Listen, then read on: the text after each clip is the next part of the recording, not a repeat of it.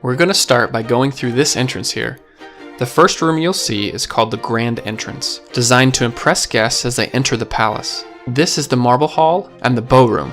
Guests will pass through here to get to the garden parties.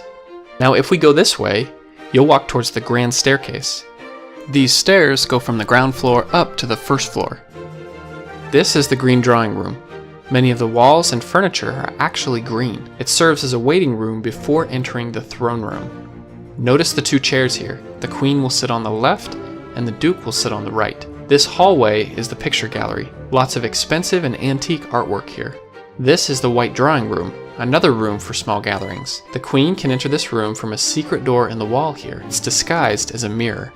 The Music Room, which of course has a nice grand piano, and next here is the Blue Drawing Room. The State Dining Room and the East and West galleries are here. And this large room is the Ballroom. Many fancy dinner parties are held here with close to 200 guests in attendance.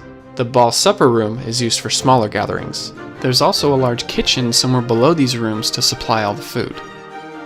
This area is the Queen's private apartments. This room on the first floor is called the Queen's Study, and members of the royal family live in the surrounding area. As you can imagine, there are no public tours of this area.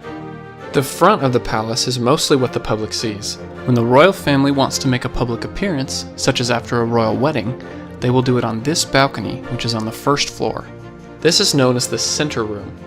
We don't know what all these other rooms are used for, but we can guess they are probably offices for many of the staff members that live and work here. Buckingham Palace also has a post office, swimming pool, movie theater, and a doctor's office.